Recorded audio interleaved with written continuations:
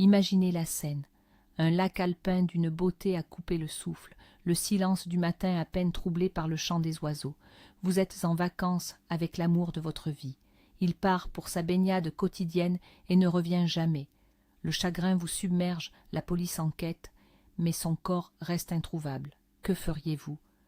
Pour Chloé, ce n'était que le début d'une descente aux enfers, car la disparition de son mari n'était pas un accident. C'était le premier acte d'une pièce macabre dont elle était la seule spectatrice, une pièce conçue pour la détruire. Accrochez-vous, car cette histoire vous montrera jusqu'où peut aller la cruauté humaine et comment la réalité peut parfois dépasser les pires cauchemars.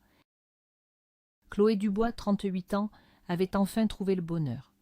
Son premier mariage avec Marc avait été une lente agonie, 5 années d'indifférence et d'humiliation subtile qui avaient érodé sa confiance en elle. Après son divorce, elle s'était jetée à corps perdu dans son travail de graphiste à Lyon, se persuadant que l'amour n'était pas pour elle. Et puis, Stéphane Fournier était entré dans sa vie. Brillant, charismatique, attentionné, il était tout ce dont elle n'avait jamais osé rêver. Il l'écoutait, la valorisait, et semblait voir en elle une déesse là où elle ne voyait que des failles. Moins d'1 an après leur rencontre, ils se mariaient et achetaient une magnifique maison avec vue sur les monts d'Or, le fruit de la vente de leurs 2 appartements. Pour Chloé, c'était un nouveau départ, la preuve que le destin pouvait enfin lui sourire. Ses vacances au bord du lac d'Annecy devaient être une célébration, une pause idyllique avant de commencer à essayer d'avoir un enfant. Elle ne savait pas que son conte de fées avait été écrit par un monstre, et que la dernière page était sur le point de se tourner. Le soleil matinal filtrait à travers les rideaux de leur chambre à l'auberge du lac. Une odeur de café et de pain montait de la terrasse. Chloé s'étira, un sourire aux lèvres, attendant le retour de Stéphane. Il était parti, il y a 1 heure, comme tous les matins, pour sa course à pied suivie d'une baignade vivifiante dans les eaux cristallines du lac. C'était son rituel, sa discipline de fer qu'elle admirait tant. Mais 1 heure s'était transformée en 2. L'inquiétude, d'abord une petite braise, commença à crépiter dans sa poitrine. Elle fit les 100 pas dans la chambre, le parquet grinçant sous ses pieds nus. Chaque minute qui passait était une torture. Elle regardait par la fenêtre, scrutant la rive, espérant voir sa silhouette familière émerger des arbres. Mais il n'y avait que le clapotis de l'eau et le balancement paisible des barques de pêcheurs. Le café sur la table de chevet avait refroidi. Son cœur, lui, commençait à battre la chamade, un tambour annonçant une tempête qu'elle ne voulait pas voir venir. Non, ce n'était rien, il avait dû simplement prolonger sa course. C'était un homme adulte, fort, responsable, et pourtant un frisson glacial parcourut son échine, un pressentiment sombre et tenace qui refusait de la lâcher. Finalement, incapable de tenir en place, Chloé descendit en trombe à la réception. Élodie, la propriétaire de l'auberge, une femme robuste au visage bienveillant, la regarda avec des yeux ronds. « Disparu ? Mais Chloé, il est peut-être juste parti se promener dans la montagne. L'air d'ici donne des ailes. » Tentait-elle de la rassurer, sans grand succès. La panique de Chloé était contagieuse. Après un autre appel sans réponse sur le portable de Stéphane, Élodie appela la gendarmerie. 2 officiers arrivèrent 1 demi-heure plus tard, leur véhicule bleu se garant dans le gravier crissant de l'allée. Ils étaient calmes, professionnels, presque détachés. Ils posèrent des questions de routine. Avait-il des ennemis, des problèmes financiers, des tendances dépressives? Chaque question était un coup de poignard pour Chloé.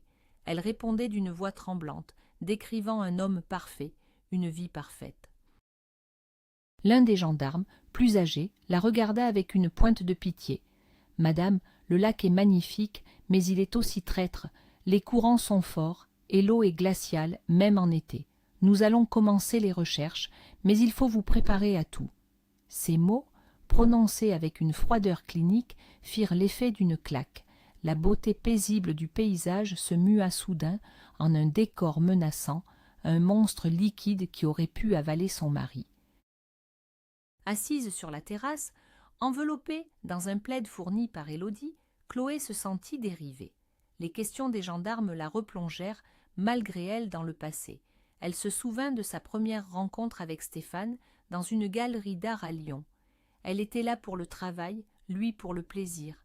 Il s'était approché, l'avait complimenté non pas sur son apparence, mais sur une remarque pertinente qu'elle avait faite à propos d'une œuvre.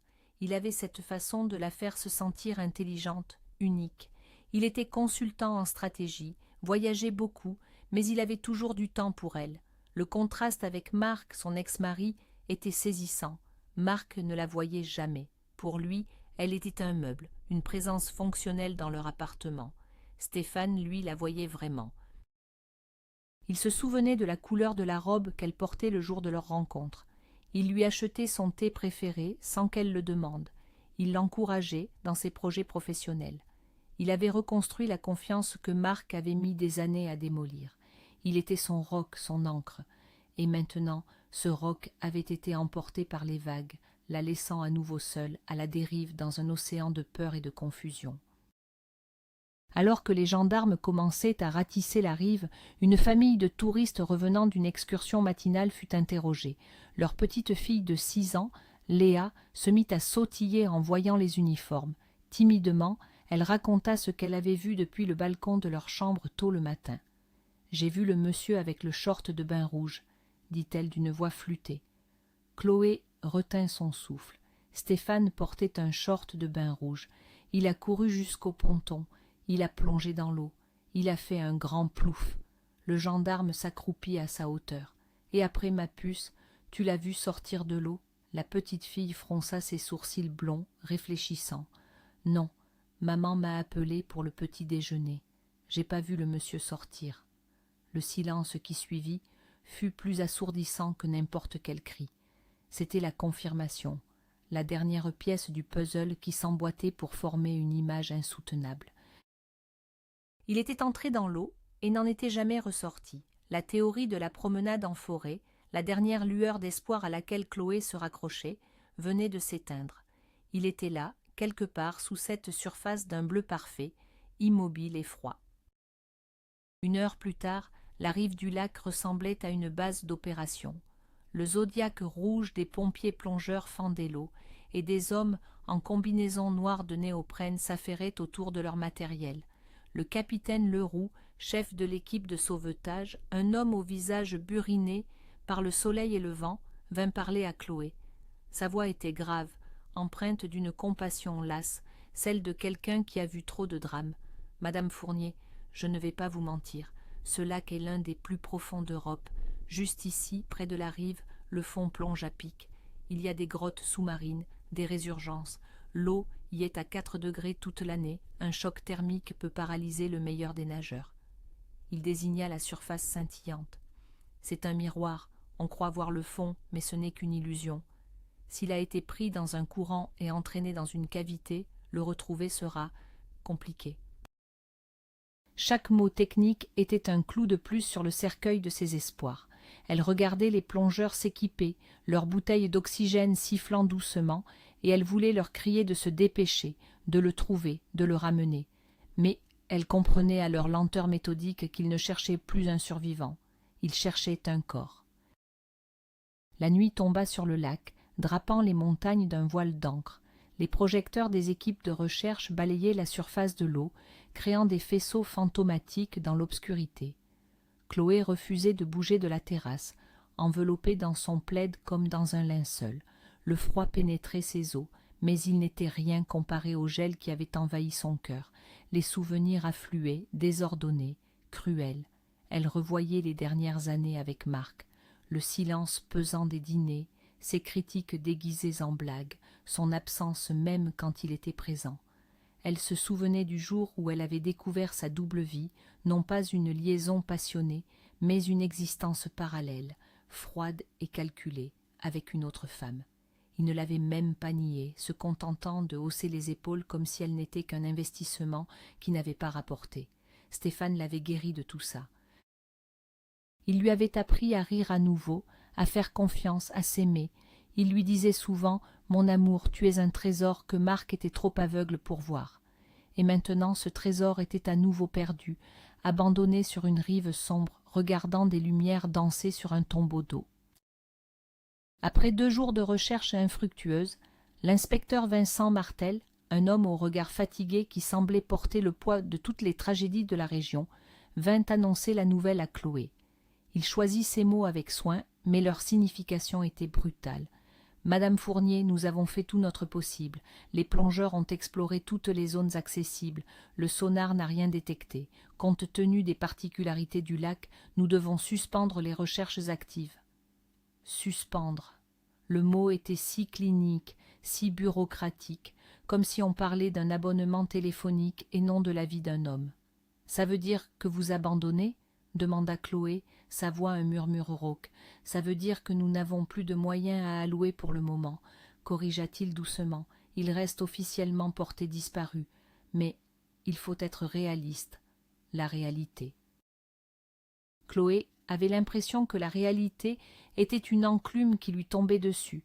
Son mari était mort, mais elle n'aurait même pas de corps à pleurer, pas de tombe où se recueillir, juste ce lac immense et indifférent, gardien d'un secret qu'il ne rendrait peut-être jamais. Le vide, un vide infini s'ouvrait sous ses pieds. Le retour à Lyon fut un supplice. Manon, sa sœur cadette, était venue la chercher. Elle conduisait en silence, lui jetant des regards inquiets de temps en temps. Chloé fixait la route qui défilait, mais ne voyait rien. Entrer dans leur maison fut la pire des épreuves.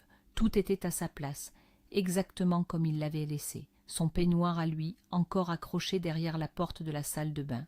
Son livre, posé sur la table de chevet, un marque-page indiquant l'endroit où il s'était arrêté de lire. L'odeur de son eau de toilette flottait encore dans l'air.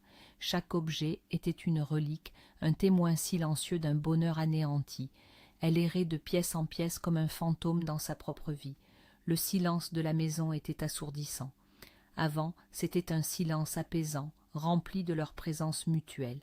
Maintenant, c'était le silence du vide, de l'absence. Manon et ses parents essayaient de la soutenir, lui apportèrent des repas qu'elle ne touchait pas, lui parlaient d'une voix douce qu'elle n'entendait pas. Elle était enfermée dans une bulle de chagrin, une prison invisible dont personne ne semblait avoir la clé. Les nuits étaient les pires. Le sommeil ne venait pas, ou alors il était peuplé de cauchemars où elle voyait Stéphane l'appeler depuis les profondeurs du lac. C'est au cours d'une de ces insomnies, vers 3 heures du matin, qu'elle tomba sur un site internet. Les mots semblaient s'adresser directement à elle. Madame Sibylle, voyante et médium, retrouvez un être cher, obtenez des réponses à vos questions. En temps normal, Chloé aurait ri d'un tel charlatanisme. Elle était une femme rationnelle, pragmatique, mais la raison n'avait plus cours dans son monde dévasté. Le chagrin et le manque de sommeil avaient érodé ses défenses. L'idée, même la plus folle, qu'elle puisse obtenir une réponse, n'importe quelle réponse, était une bouée de sauvetage à laquelle elle se cramponna avec la force du désespoir. Elle fixa le numéro de téléphone affiché à l'écran. C'était insensé, c'était pathétique. Et pourtant, ses doigts, comme mus par une volonté propre, composèrent le numéro. Une voix douce et rauque répondit presque aussitôt, comme si elle l'attendait. Elle prit rendez-vous pour le lendemain, le cœur battant d'un mélange de honte et d'un espoir déraisonnable. L'appartement de Madame Sibylle se trouvait dans le quartier de la Croix-Rousse, dans un vieil immeuble aux escaliers usés. Chloé s'attendait à un décor de clichés, avec des boules de cristal et des tentures de velours. La réalité était plus subtile et donc plus troublante. La femme qui lui ouvrit était d'une 50aine d'années, élégante dans sa simplicité, avec des yeux noirs perçants qui semblaient lire en elle. L'air était chargé d'une odeur d'encens et de cire chaude. Au centre du salon, une simple table en bois était recouverte d'un tissu brodé. « Asseyez-vous, mon enfant » dit Madame Sibylle de sa voix grave. Chloé obéit, tendant une photo de Stéphane. La voyante ne la regarda à peine. Elle prit un jeu de tarot de Marseille usé par le temps et commença à battre les cartes, ses longs doigts se déplaçant avec une dextérité hypnotique. Elle tira 3 cartes et les posa face visible sur la table. La roue de fortune, la lune et le soleil. « Votre mari n'est pas mort » déclara-t-elle sans la regarder. Le cœur de Chloé manqua un battement. Il est perdu, coincé entre les mondes. La lune, ici, représente l'illusion, la confusion. Il a frôlé la mort, mais son esprit est fort. Le soleil indique un retour à la lumière. Il cherche le chemin pour revenir vers vous. Designat. Chloé écoutait, suspendue aux lèvres de la voyante. C'était fou, mais c'était la seule chose qui faisait sens dans ce chaos. L'idée qu'il soit simplement mort était trop brutale, trop définitive. L'idée qu'il se batte pour revenir, c'était une histoire à laquelle elle pouvait croire. Que dois-je faire ? Balbutia-t-elle. Madame Sibyl lui expliqua qu'il fallait créer un phare énergétique, un point de repère pour guider l'âme perdue de Stéphane. Cela nécessitait un rituel puissant, coûtant plusieurs centaines d'euros pour les matériaux rares nécessaires. Chloé accepta sans discuter, vidant presque son portefeuille. Elle rentra chez elle avec un sac contenant des bougies gravées de symboles étranges, un sachet d'herbes séchées et une feuille d'instruction. Le soir même, elle transforma la petite console de l'entrée en autel. Elle disposa les photos de leur mariage, son alliance, les bougies. Elle alluma l'encens et récita les paroles que Sibyl lui avait données, des phrases étranges sur les portails et les énergies. Elle se sentait ridicule, mais en même temps, elle avait l'impression d'agir, de faire enfin quelque chose au lieu de subir. Pendant 10 jours, lui avait dit la voyante, elle devait nourrir ce phare de son énergie et de son amour, et au bout de 10 jours, il se manifesterait.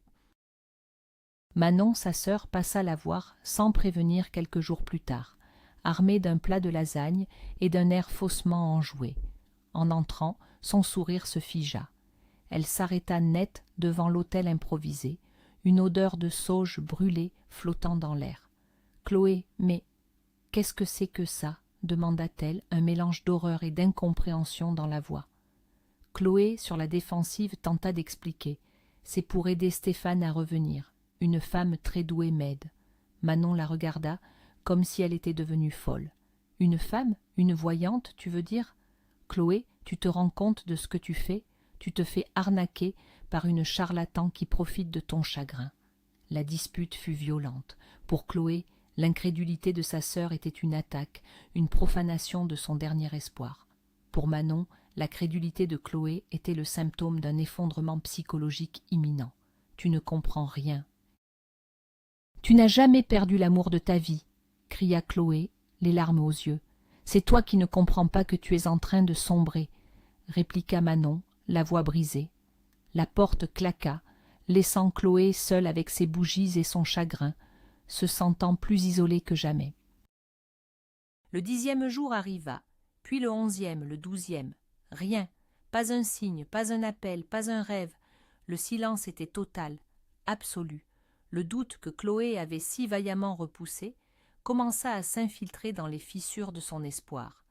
Le 13e jour, elle décida de retourner voir Madame Sibyl.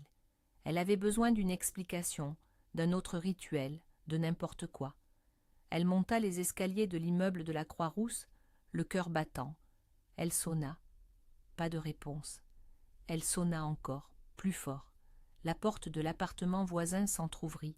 Un homme âgé à la mine suspicieuse passa la tête. « Si vous cherchez la dame, elle est partie il y a 3 jours. C'était une location à la semaine, vous savez. Il y a des gens différents tout le temps ici. » La phrase tomba comme un couperet. Une location à la semaine. Les mots résonnèrent dans son esprit vide. Tout était faux. La voix douce, les yeux perçants, le tarot, les bougies, l'espoir. Une mise en scène, une arnaque cruelle et sordide. Elle resta là sur le palier, la main encore levée vers la sonnette, incapable de bouger. Le sol sembla se dérober sous ses pieds. Ce n'était pas seulement l'argent perdu qui la blessait, c'était la trahison de son dernier espoir, la profanation de son amour et de son chagrin. Ce fut la goutte d'eau. La réalisation de l'arnaque brisa le dernier fil qui la retenait à la réalité. Elle rentra chez elle et s'effondra. Elle ne pleurait plus, c'était au-delà des larmes, c'était un vide noir, un anéantissement. Elle cessa de manger, de dormir, de répondre au téléphone. Elle restait assise des heures dans le noir, fixant le mur. Les jours se confondaient. C'est son père qui, inquiet de son silence, utilisa son double des clés pour entrer. Il la trouva sur le sol du salon, amaigrie, hagarde, murmurant des phrases incohérentes sur des phares énergétiques et des mondes parallèles. Elle était brûlante de fièvre. La voyant dans cet état de détresse psychologique et physique, il prit la seule décision possible. Il l'enveloppa dans une couverture et la conduisit aux urgences psychiatriques de l'hôpital le plus proche. Le diagnostic fut rapide, dépression sévère avec épisode psychotique, bref. Chloé fut hospitalisée. Dans le couloir blanc et stérile de l'hôpital, elle avait l'impression d'avoir tout perdu, son mari, son espoir et maintenant sa propre raison. Pendant que Chloé était plongée dans un brouillard médicamenteux, ses parents, dévastés, passaient leur journée à l'hôpital. C'est là, dans la salle d'attente, qu'ils rencontrèrent le docteur Lucas Bernard. Il n'était pas le médecin de Chloé, mais il les remarqua, assis, accablés de chagrin. Il s'approcha avec un sourire chaleureux et une empathie qui leur fit un bien fou. C'était un jeune homme charmant, à l'écoute. Il leur expliqua que la guérison serait longue, que le choc avait été trop violent. Un environnement calme et structuré serait idéal pour sa convalescence après sa sortie, leur dit-il un jour d'un air songeur. Je connais un endroit parfait, le refuge alpin. C'est une maison de repos en Haute-Savoie, l'air de la montagne, les soins, le calme, ça fait des miracles. J'y envoie souvent des patients. Il leur donna une brochure et un numéro de téléphone, insistant pour qu'ils disent qu'ils appelaient de sa part. Pour les parents de Chloé, cet homme était un ange gardien, une lueur d'espoir dans leur cauchemar. Ils le remercièrent chaleureusement, sans se douter qu'ils venaient de pousser leur fille un peu plus loin dans le piège qui se refermait sur elle. Quelques semaines plus tard, Chloé, stabilisée mais encore fragile, accepta sans grande conviction l'idée de ce séjour à la montagne. Le trajet en bus depuis Lyon fut long et silencieux. Elle s'installa près de la fenêtre, regardant les paysages urbains laisser place aux vallées verdoyantes, puis au sommet majestueux des Alpes. Elle était vide, anesthésiée par les médicaments et le chagrin. Un homme s'assit à côté d'elle. Il se présenta sobrement, Julien, et sentant sa détresse, il ne la pressa pas de questions. Il mit ses écouteurs et ferma les yeux. Chloé apprécia son silence respectueux. Le bus s'arrêta sur une aire d'autoroute pour une pause de 20 minutes. En descendant, Chloé ne remarqua pas son portefeuille glissé de son sac. C'est Julien qui, quelques instants plus tard, la rattrapa près du café, tenant son portefeuille à la main après l'avoir arraché des mains d'un jeune pickpocket qui s'était déjà enfui. « Faites attention à vous, » lui dit-il simplement, avec un sourire doux. Pour la première fois depuis des semaines, Chloé ressentit une pointe de gratitude, une minuscule connexion humaine dans son désert émotionnel. Ils parlèrent un peu sur le reste du trajet. Il était architecte, venait se reposer après un projet épuisant. Sa compagnie était simple, apaisante. L'arrivée au refuge alpin fut un choc esthétique. Le bâtiment, un grand chalet de pierre et de bois, était niché dans un écrin de verdure, face à un panorama de montagnes à couper le souffle. L'air était si pur qu'il en donnait le vertige.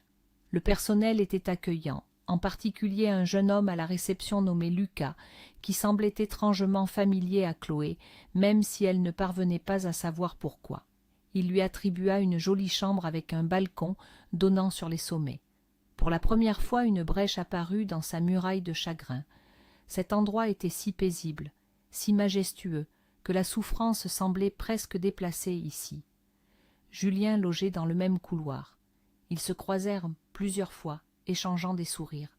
Il ne cherchait pas à la consoler, il était juste là, une présence calme et solide.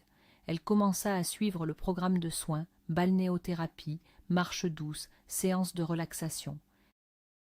Lentement, très lentement, elle sentit une partie de la tension qui l'étreignait depuis des semaines commencer à se dissiper, remplacée par la fatigue saine des journées passées au grand air. Au bord de la piscine intérieure, quelques jours plus tard, Chloé et Julien firent la connaissance d'un couple hors du commun. Éléonore de Valois, une femme de plus de 80 ans, au port de Rennes, vêtue d'un cafetan coloré et de lunettes de soleil immenses, et son mari, Gérard, un homme plus jeune d'une bonne dizaine d'années, au regard pétillant. Éléonore les adopta immédiatement. « Ah, les jeunes amoureux !» lança-t-elle de sa voix de théâtre. Chloé et Julien, gênés, protestèrent mollement, ce qui ne fit que l'amuser davantage. Éléonore était un moulin à paroles, racontant sa vie fascinante avec un humour décapant. Puis, au milieu d'une anecdote, son ton changea. « Profitez bien du calme, mes chéris, mais méfiez-vous. Cet endroit est magnifique, mais il a ses secrets. » Chloé fronça les sourcils. « Quels secrets? Des gens disparaissent, » chuchota Éléonore en se penchant vers eux. « L'année dernière, une petite fille, puis un jeune homme, et même la femme du propriétaire, Céline Lafontaine, évaporée. On dit que la montagne les prend. Moi, je n'y crois pas. Il y a quelque chose d'étrange ici. » Chloé sentit un frisson la parcourir, malgré la chaleur de la piscine. L'avertissement d'Éléonore, si théâtral soit-il, avait planté une graine d'inquiétude dans son esprit. Le soir même, Chloé décida de profiter de la fraîcheur sur son balcon. La lune éclairait les cimes enneigées, et un silence profond enveloppait le refuge. Elle ferma les yeux, inspirant l'air pur. C'est alors qu'elle l'entendit. Un murmure à peine perceptible, porté par la brise. « Chloé, je t'attends !» C'était sa voix, la voix de Stéphane. Elle rouvrit les yeux d'un coup, le cœur battant à tout rompre. Elle se pencha par-dessus la balustrade. Personne.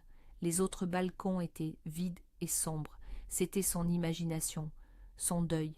Le psychiatre l'avait prévenue qu'elle pourrait avoir des hallucinations auditives. C'était un symptôme courant.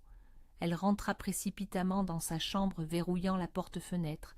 Elle essaya de se raisonner. C'était la fatigue, le stress, le lieu qui ravivait le souvenir de sa disparition près d'un autre paysage de montagne. Mais le murmure avait semblé si réel, si proche. Le calme qu'elle avait commencé à trouver s'était envolé, remplacé par une peur ancienne et familière.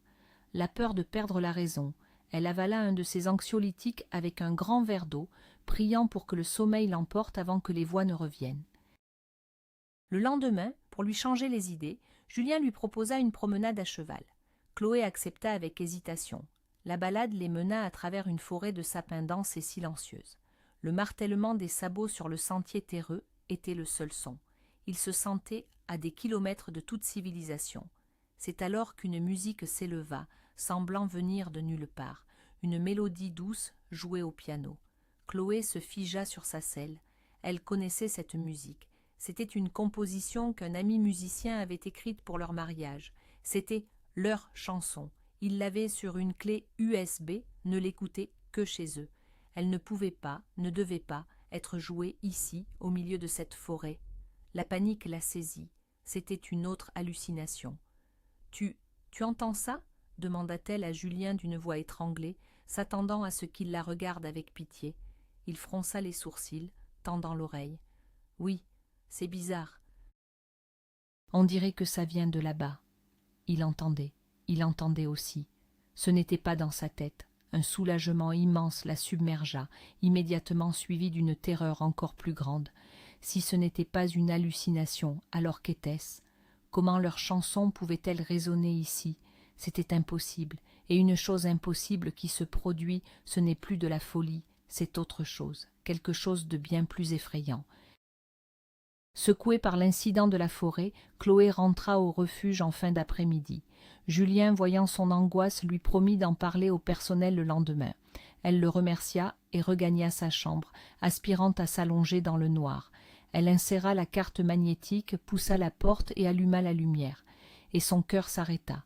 Sur la petite table près de la fenêtre, là où il n'y avait rien le matin même, se trouvait un portrait. Une photo de Stéphane, celle de leur mariage, dans un cadre en argent, et barrant le coin inférieur du cadre, un ruban de deuil, noir et sinistre. Un cri muet se forma dans sa gorge. Ses jambes se dérobèrent. Elle resta là, paralysée, fixant ce mémorial macabre, apparu comme par magie dans sa chambre. C'était un message horrible, mais de qui? De l'au-delà, ou de quelqu'un de bien vivant, quelqu'un qui jouait avec ses nerfs, qui voulait la pousser à bout. L'idée d'une présence malveillante, ici, dans ce refuge si paisible, était encore plus terrifiante que l'idée d'un fantôme. Elle recula, sortit de la chambre en titubant et courut dans le couloir, cherchant de l'aide, le visage de Stéphane et ce ruban noir gravé dans sa rétine. Elle tomba sur Lucas, le réceptionniste, qui sortait d'une autre chambre avec des serviettes propres. En voyant son état de panique, Il la prit par les épaules. « Madame Dubois, calmez-vous, que se passe-t-il » D'une voix hachée, elle lui parla du portrait, du ruban noir. Il la regarda avec une profonde inquiétude, puis entra résolument dans sa chambre. Chloé le suivit, appréhendant de revoir la scène. Mais la table était vide. Le portrait avait disparu. « Mais il était là !» balbutia-t-elle, passant sa main sur la surface lisse de la table. « Je vous jure qu'il était là. » Lucas la regarda avec une infinie patience. « Écoutez, Chloé, puis-je vous appeler Chloé? Vous avez subi un traumatisme terrible. Il est normal que votre esprit vous joue des tours. » Il la mena à la réception et lui montra les enregistrements des caméras de sécurité du couloir. On la voyait sortir le matin, puis revenir quelques instants auparavant. Entre les deux, personne, absolument personne n'était entré dans sa chambre. Les images étaient au clair, irréfutables. Chloé regarda l'écran, puis son propre reflet dans la surface sombre. Était-elle donc si malade? Inventait-elle tout? La musique, le portrait. Était-ce le produit de son cerveau en souffrance? Le doute s'insinua en elle, un poison lent et efficace. Elle commençait à ne plus croire ses propres yeux. Cette nuit-là, la terreur l'empêchait de rester seule. Elle frappa à la porte de Julien. Quand il ouvrit, son visage passa de la surprise à une compassion immédiate en voyant l'état de Chloé. Elle lui raconta tout, en sanglotant. Il l'écouta sans l'interrompre, sans jamais la juger ni douter de sa parole. « Je ne sais pas ce qui se passe, Chloé, lui dit-il à la fin, mais tu n'es pas folle, et tu ne resteras pas seule ce soir. » Il lui proposa de dormir dans sa chambre. Le lit était grand, il lui promit de rester de son côté. Il n'y avait aucune ambiguïté dans sa proposition, juste une gentillesse et une protection pure. Pour la première fois depuis des jours, Chloé se sentit en sécurité. Allongée dans le noir, elle sentait sa présence calme à côté d'elle. Elle entendait sa respiration régulière. Ce n'était pas la passion qu'elle avait connue avec Stéphane, c'était autre chose, de plus tranquille, de plus profond peut-être.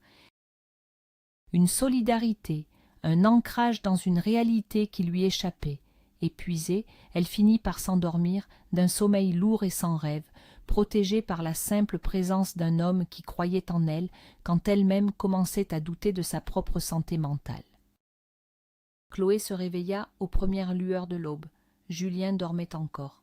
Pour ne pas le déranger, elle se leva sans bruit, s'habilla et retourna dans sa chambre. Se sentant un peu plus forte, elle décida d'aller prendre son petit déjeuner. Julien n'était pas là. Elle attendit, mais il ne vint pas. Une légère inquiétude naquit en elle. Elle remonta dans sa chambre pour l'appeler, mais tomba sur une femme de chambre qui sortait de la sienne, des draps sales à la main. « Le monsieur de cette chambre est parti très tôt ce matin, » lui dit-elle. « Parti ?» Sans un mot, Chloé se précipita à la réception. C'est Lucas qui était de service.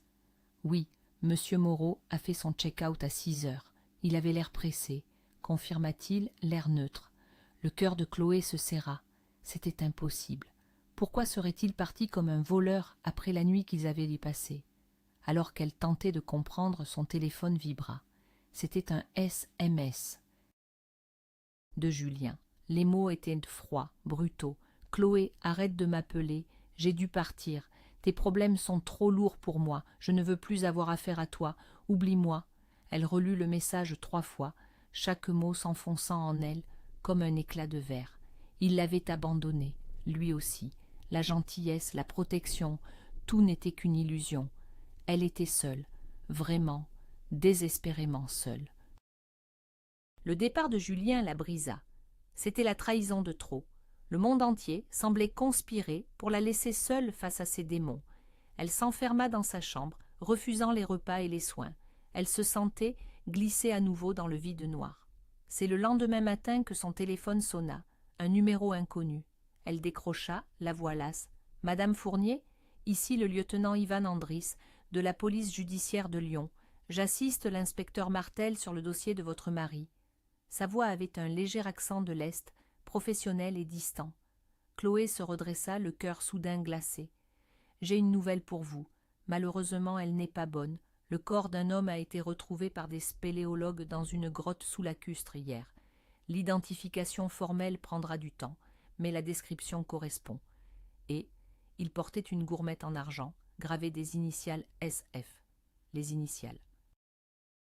C'était la gourmette qu'elle lui avait offerte pour leur premier anniversaire de rencontre. Il n'y avait plus de doute, plus d'espoir insensé, c'était fini. La nouvelle, bien qu'attendue, la frappa avec la violence d'une déflagration. Le monde se mit à tourner. Elle laissa tomber le téléphone, le son de la voix du policier continuant de résonner dans le vide. Il était mort. Cette fois, c'était officiel. La dernière porte venait de se fermer. Folle d'angoisse après l'appel, Chloé ne répondit plus à personne.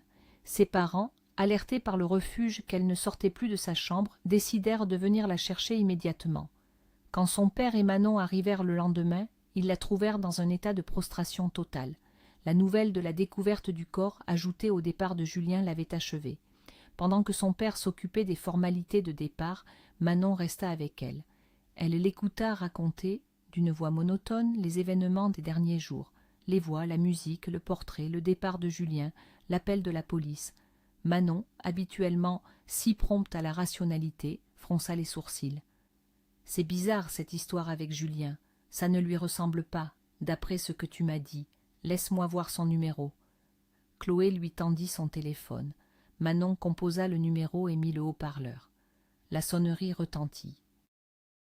Et au même moment, à travers la porte ouverte de la chambre, elles entendirent une autre sonnerie, identique, provenant de la réception au rez-de-chaussée. Manon raccrocha, et la sonnerie en bas s'arrêta. « Attends, dit-elle, les yeux écarquillés. Elle rappela, et de nouveau, la double sonnerie. Quelqu'un à la réception avait le téléphone de Julien, ou du moins son numéro. La coïncidence était trop grosse, quelque chose n'allait vraiment pas dans cet endroit. Manon et son père descendirent discrètement. Faisant semblant de regarder des brochures, ils observèrent la réception. Lucas était là, affairé sur son ordinateur. Le père de Chloé plissa les yeux. « Mais je le connais, ce jeune homme, » murmura-t-il. « C'est impossible, papa. »« Si, c'est le médecin de l'hôpital, le docteur Bernard, c'est lui qui nous a recommandé cet endroit. » Au même moment, Manon, agissant sur une impulsion, composa à nouveau le numéro de Julien. Le téléphone de Lucas, posé sur le comptoir, se mit à vibrer et à sonner. Le jeune homme jeta un regard agacé à l'écran et rejeta l'appel. Le puzzle se mit en place dans un éclair de compréhension terrifiant. Le médecin, le réceptionniste, c'était la même personne, et il avait le numéro de Julien. Ce n'était pas une coïncidence, c'était une conspiration. Lucas, sentant leur regard sur lui, leva la tête. Il croisa les yeux du père de Chloé, et une lueur de panique traversa son visage. Il se leva brusquement et disparut dans l'arrière-boutique. « Il nous a reconnus, » dit le père.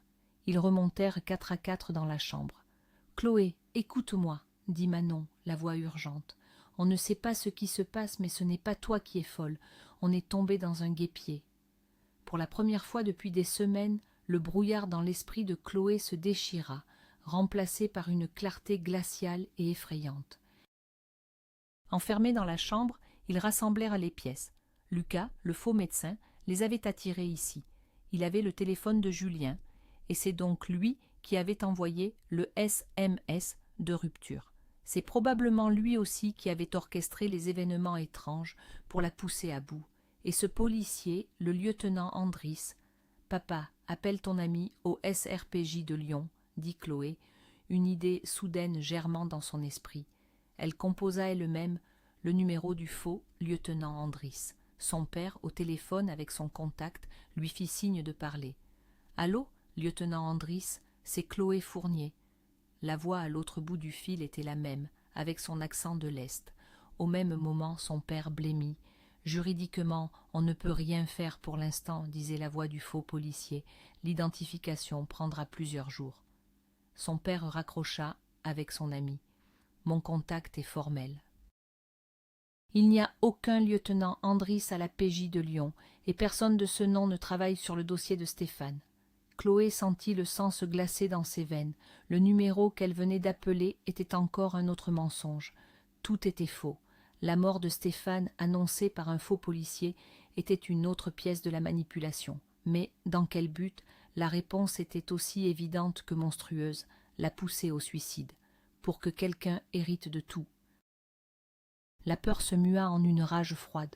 On avait joué avec son deuil, sa santé mentale, son amour. Il n'allait pas s'en tirer comme ça. Son père rappela son ami policier, lui expliquant la situation. L'instruction fut claire, ne bouger de la chambre sous aucun prétexte, ne parler à personne et attendre. Une équipe de la gendarmerie locale était en route. L'attente fut insoutenable. Dehors, un orage éclata, la pluie fouettant les vitres. Chloé faisait les 100 pas, l'adrénaline remplaçant la léthargie des dernières semaines. C'est en jetant un regard machinal par la fenêtre qu'elle le vit. Une silhouette courant à travers le parc de l'hôtel sous la pluie battante. C'était Julien. Il était en piteux état, ses vêtements déchirés, le visage tuméfié. Et derrière lui, le poursuivant, un autre homme. Chloé plissa les yeux, le souffle coupé. Elle le reconnut. Malgré la distance, la pluie, c'était indubitable. C'était Stéphane, vivant. Bien vivant, il rattrapa Julien, le plaqua au sol. Un cri d'horreur et d'incompréhension pure s'échappa de la gorge de Chloé, alors que 2 véhicules de gendarmerie arrivaient en trombe, toutes sirènes hurlantes, éclairant la scène de leurs gyrophares bleus. Au poste de gendarmerie, l'histoire fut enfin reconstituée. C'était l'inspecteur Martel, le vrai, qui menait l'interrogatoire. Stéphane n'était pas un consultant en stratégie, c'était un escroc, un prédateur. Toute sa vie était une construction. Il séduisait des femmes vulnérables, gagnait leur confiance, puis organisait sa propre tragédie pour leur soutirer de l'argent ou, dans le cas de Chloé, bien plus. Son plan était diabolique. Il avait simulé sa noyade. Lucas, un acteur raté qu'il avait engagé, devait jouer plusieurs rôles. Le médecin pour l'envoyer au refuge alpin, le réceptionniste pour la surveiller et le faux policier pour annoncer sa mort. Le but était de la soumettre à une torture psychologique implacable, les voix, la musique, le portrait, pour la pousser à se suicider. En tant que veuf éploré, il serait revenu pour hériter de leur maison et de l'assurance vie conséquente qu'il lui avait fait souscrire. Julien, simple touriste, avait commencé à avoir des soupçons sur Lucas. Il avait été enlevé et séquestré dans une cabane isolée par Stéphane. C'est de là qu'il venait de s'échapper. Le corps retrouvé dans le lac? Un malheureux touriste disparu des années auparavant, une coïncidence macabre dont Stéphane et Lucas avaient profité. Tout était un mensonge, leur amour, son deuil, sa folie, une pièce de théâtre dont elle était la victime, et lui, le metteur en scène. Le lendemain, avant son transfert, l'inspecteur Martel accorda à Chloé 5 minutes avec Stéphane.